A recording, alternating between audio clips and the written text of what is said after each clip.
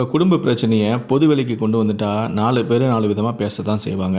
Video மட்டும் போதாது, comment செக்ஷனையும் on பண்ணி வைங்க. அப்போ தான் பார்க்குறவங்க வந்து சொல்ல முடியும், நீங்கள் போட்ட நாடகம் என்ன, நீங்கள் எந்த மாதிரி ட்ராமா போடுறீங்க எல்லாத்தையும் சொல்ல முடியும். சும்மா மாறி மாறி புருஷனை முன்னாடி வீடியோ மட்டும் போட்டுக்கிட்டு கமெண்ட் செக்ஷன் ஆஃப் பண்ணி வச்சுருந்தா உங்களுடைய கெட்ட எண்ணம் தான் வந்து மக்களுக்கு வெளியே தெரியுது. பணம் சம்பாதிக்காக செய்யக்கூடிய ஒரு கேவலமான வேலை தான் வந்து மக்களுக்கு புரியுது. இன்றைக்கி கூட ஒரு வீடியோ போட்டிருக்கீங்க. எப்படி வீடியோ போட்டிங்க? பவியோடைய அப்பா வந்து சொல்கிறாரு, அவர் பவிக்கு போட்ட 17 பவுன் நகையை விற்று தான் நான் இந்த வீட்டை கட்டினேன் அப்படின்னு சொல்கிறாரு அப்படின்னு சொல்லிட்டு பைலட் வந்து ஒரு வீடியோ போடுறாரு.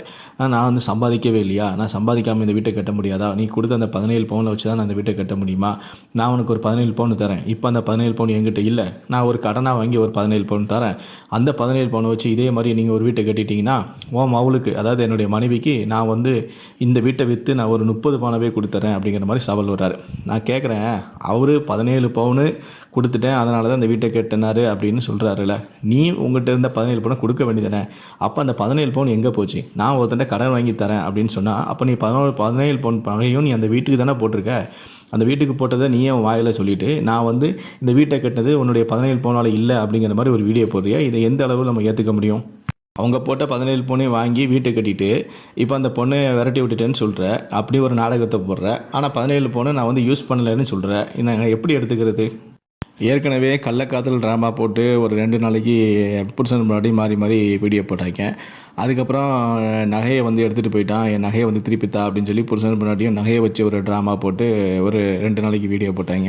இப்போ 3வதாக வந்து அவங்களுடைய குழந்தைகளையும் இந்த விஷயத்துக்குள்ளே கொண்டு வந்துடுறாங்க.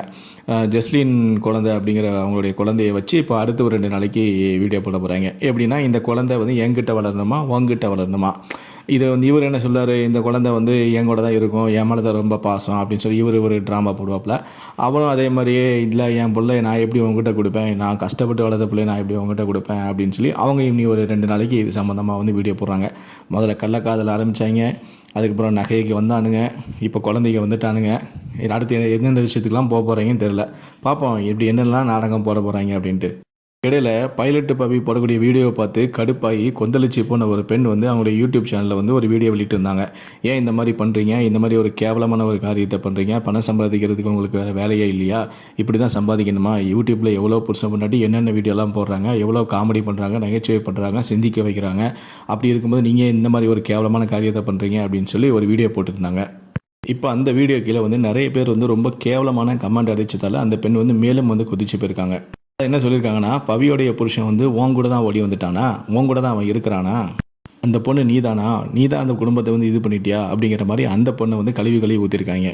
இப்படி கேவலமாக வந்து அந்த பெண்ணையை வந்து நிறைய பேர் வந்து பேசியிருக்காங்க. இதை பார்த்து கொதிச்சு போன அந்த பெண்ணு கேட்குறாங்க, அதாவது கமெண்ட் அடித்தவங்ககிட்ட கேட்குறாங்க, நான் பேசுனது தப்புனா அவங்க வீடியோ போடுறாங்கல்ல, எதுக்காக வந்து கமெண்ட் செக்ஷன் ஆஃப் பண்ணிவிட்டு வீடியோ போடுறாங்க, அவங்க உண்மையிலேயே பிரச்சனையை பற்றி பேசணும்னா கமெண்ட் செக்ஷன் ஆன் பண்ணிவிட்டு பேச வேண்டியதானே, நீங்கள் நான் கமெண்ட் செக்ஷன் ஆன் பண்ணோன்னே என்ன வந்து இப்படி கேட்குறீங்களே, அந்த பொண்ணு வீடியோ போடுறாங்களா, அந்த பொண்ணு அவங்களால கேட்க முடிஞ்சுதா, ஏன்னா அவங்க கமெண்ட் செக்ஷன் வந்து ஆஃப் பண்ணி வைக்கிறாங்க, ஏன்னா அவங்க வந்து பொய்யான ஒரு நாடகத்தை போடுறாங்க, அதனால் அவங்க வந்து மக்கள் வந்து கழுவி ஊற்றுவாங்கன்னு பயந்தில் வந்து அவங்க கமெண்ட் செக்ஷன் வந்து ஆஃப் பண்ணி வச்சுருக்காங்க.